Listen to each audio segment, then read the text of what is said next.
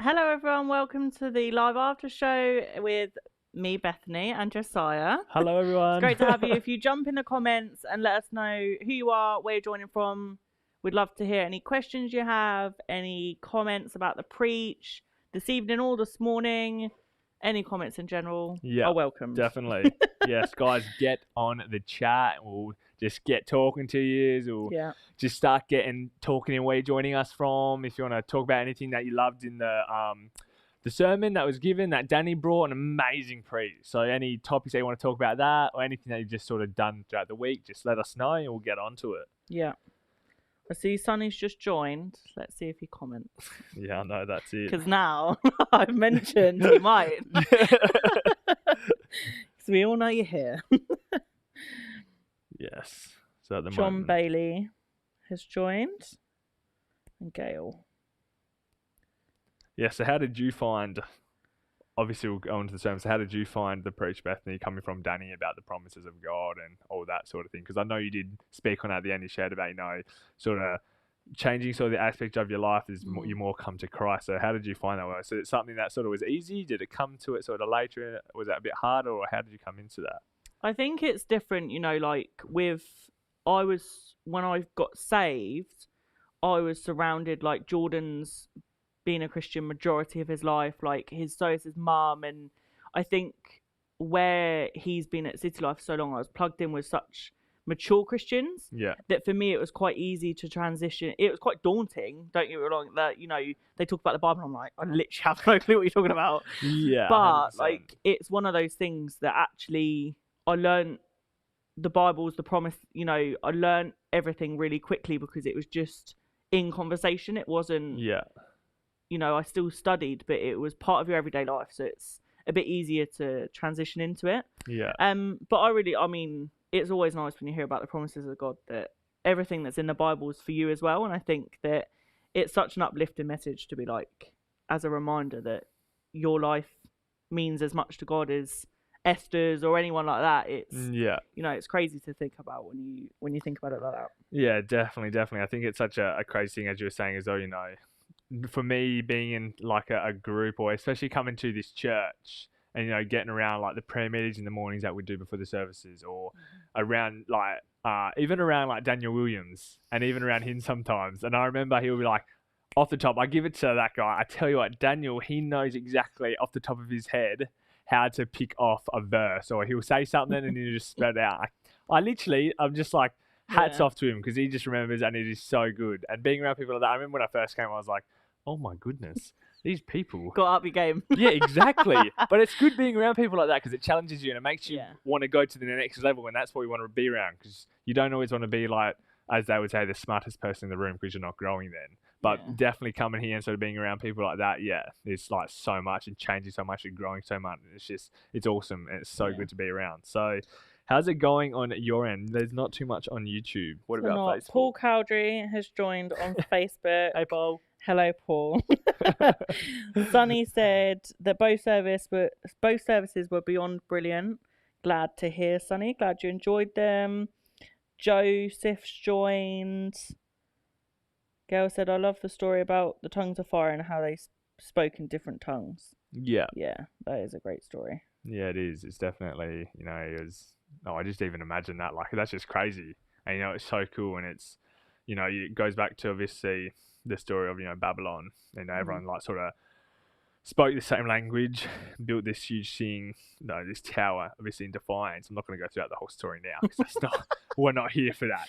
But, at the end of it, obviously, everyone then spoke differently, because, But what I sort of get out of that story, and it's so cool, is that when, we all spoke the same language, look what we could amount to. So that's the same, when we gather in prayer, or when we all gather and speak in tongues, the power that is held in that is crazy. And the things that we can do in that, and the authority that we have in that, when we gather as a church and we gather as a body of Christ, is just unbelievable. So yeah, Gail, 100%.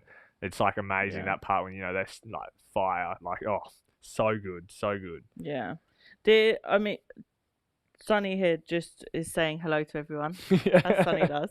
But does anyone have any questions or any more comments about either service today, or any questions about your talk on tithes and offerings, or anything like that that you kind of want to get out? I mean, obviously we can try and answer as best we can, but obviously, you know, that it gets out there and you can fellowship with other people about, you know, everyone has different input about different things. Definitely. Another thing as well, going off obviously fellowship, what we can talk, you know, life groups, because obviously we've been sort of trying to, I guess, mass produce, get that out, you know, like get into a life group. It's amazing. So on your side of things, on life group, you know, how is being in a life group? Because I know you are in a life group, you're in amazing life groups, and you were in a few, and then you've sort of got in some now, and obviously you're with Jordan now, engaged, getting married, very exciting. So obviously being in a life group, how has that sort of impacted your life, coming from, you know, a place where you weren't so much a Christian or being around that, and then going into like fellowship with a life group? How is that important for you as such? I think it's important because it's a different kind of feeding yourself. It's not someone standing at the front and preaching to you. It's a completely different way of learning. That, you know, you can do Bible studies where each day you read a chapter, which in one of my life groups I do. So I was part of Mark and Rachel's life group and YNL's life group, the God's Mighty Warriors. When that first started, which was amazing. I mean, it is hardcore being in 2 life groups a week. Yeah. Plus, you know, doing courses and everything else. But I loved it. And I think every life group has a different style. And I've since kind of left temporarily of Pastor YNL's life group just to have more free time and be in a life group with Jordan to grow as a couple with us before we get married. But the life group styles are so different, and I 100%, if you're a woman and don't know what life group you want to be in, join one of the women's life groups, because one, it's fellowship with the women in church and women's ministry. I'll tell you, is going to go and we're going to change things. Yeah. But I think, you know, it's just so different, and the different teaching styles that obviously where I work in the office, that we can recommend a life group based on kind of what you want to do. We know what each life group is learning for the next couple of months and can tailor it based on that. And it's just, we've got something for everyone and for everything that you want to do. So it's just, you know, got life group for couples, males, females, mixed, young, old, whatever you want, we can put you on a life group. Yeah. And it is so important, because it's not, you know, what Pastor Daniel was saying this morning, it's not just being fed on a Sunday. It's being fed through the week, and your Sunday should be overflow. Yeah. And definitely, you know, we WhatsApp through the week and through the break that we've had and everything like that. There's still WhatsApp that you've got closer friends within the church in your circle that you can ask for prayer, you can speak to about things, and it's just a nice support system outside of that. Yeah, exactly. I think it's, you know, this church is amazing, especially with life groups, because there is so many available, like especially from churches that I've grown up with as a kid, and sort of, I guess you get to that certain stage where you're out of youth group, you know, and it's just like youth group days are gone, and you're sort of shifting into sort of young adults, and then you're sort of shifting out of that, and you're coming into a place, you know, you work constantly, and then you want to have, you know, the church on Sunday. But it's, as, you know, you were saying, and as Pastor Daniel was saying this morning, you know, it's feeding yourself continually throughout the week. And it literally, as it says in the title, life group, like that's what it is. It's like a life group. Like whatever you're doing, you know, during your week, what you've, you know, struggled with maybe at work, or how hard your week gone, or even if it's been an amazing week, what God has been doing in your week, whatever it is, you know that you can come and gather around fellow Christians and fellow people that have the same faith, and even may have a bigger faith than you, but that support you and build you up.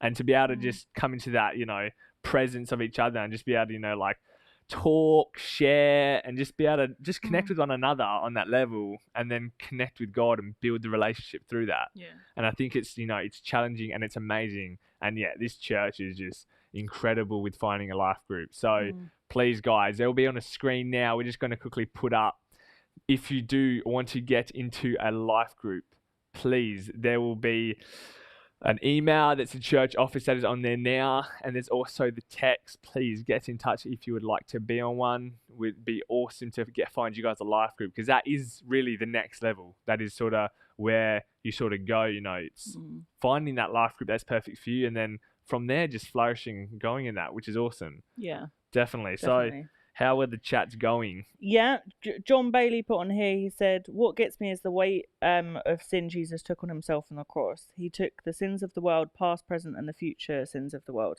And I mean, it always gets me. And I think, you know me, not much of a crier, not very emotional. But when I first started coming to church and got saved, for the first 8 weeks, every single time something came up about God, crying. Yeah, it's just off. I would not be out. I'd stop wearing makeup to church, stop doing it, because I was just like in the presence of God. That how can someone love you that much?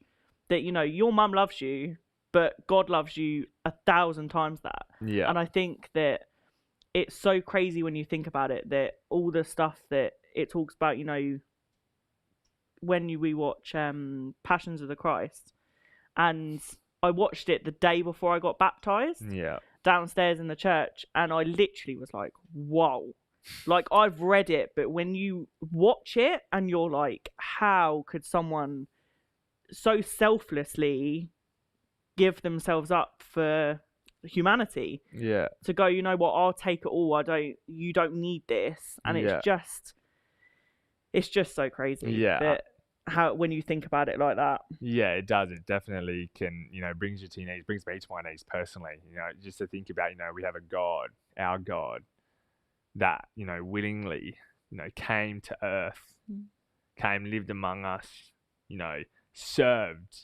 It wasn't that he was, was sat on a big chair, made everyone come to him. No, he served. He went into places that most people wouldn't go.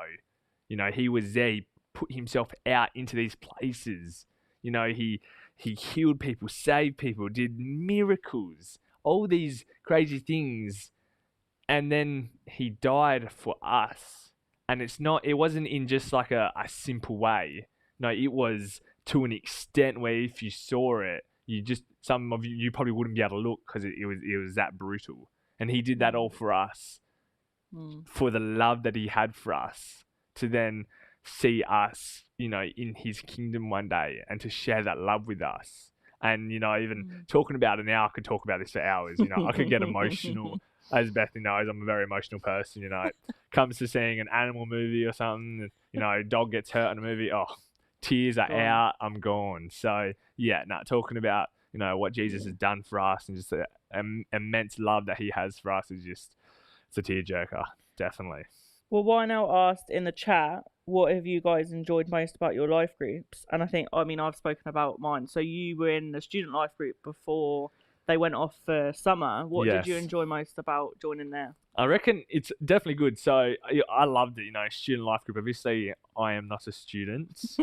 And being in it, though, it was so cool to see the perspective of what a student sort of goes through. Because obviously, I did an apprenticeship. I was an electrician. I never was really in a university. I did school, and then I did school for my electrical course, but it's not the same, and I'm not comparing it. So being sort of able to go to a life group with students in it, and sort of seeing how they're sort of with, the struggles that they go through, with, the studying that they have, the stress that they can get from that, having all these burdens that they can then put on themselves, and for them then to be able to, come to a life group and to share and just sort of have that release, and to be able to share God, and talk about how the amazing stories and testimonies and how they trust him, it was incredible. And I thoroughly was built up and encouraged to witness and to be around these students that what they go through, and then still to have that faith. And it's awesome, and I loved it. So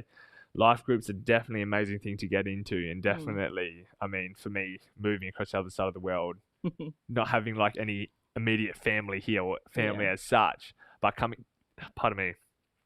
to a church where I feel loved immesely.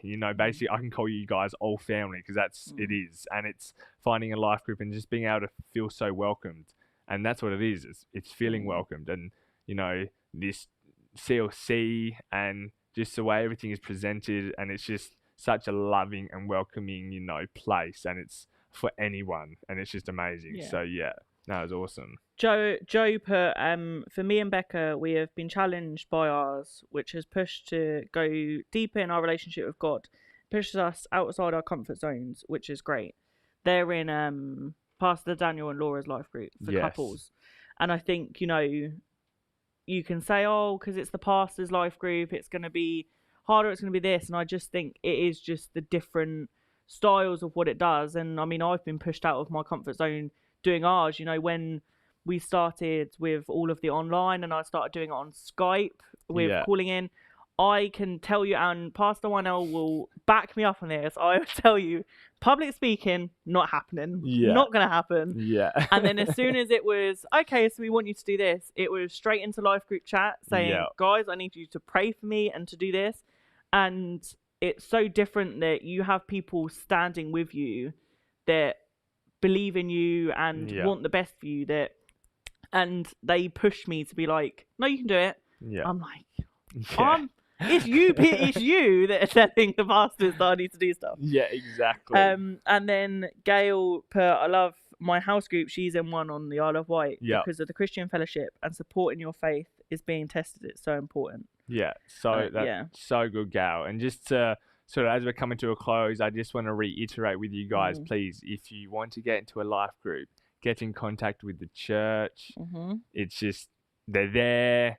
There should be a slide. It's me. I'm telling you. Any questions, anything you guys want to know, please. There's an email that's on the screen now. Call the number that's there if you have any questions. Other than that, thank you so much for joining us tonight, for joining us during the service and the live after show. It has been a blast. I have thoroughly enjoyed it, and I know you have too. Your first proper time on the couch. I know, instead of sort of behind the screens on the tech thing. So, I've loved it, every minute of it. So, without further ado, remember, next Friday, Hour of Power, and our Sunday services, AM and PM. We'd love to see you guys there. Yeah. Enjoy the rest of your night and the next coming week, and we will see you guys next week. Goodbye.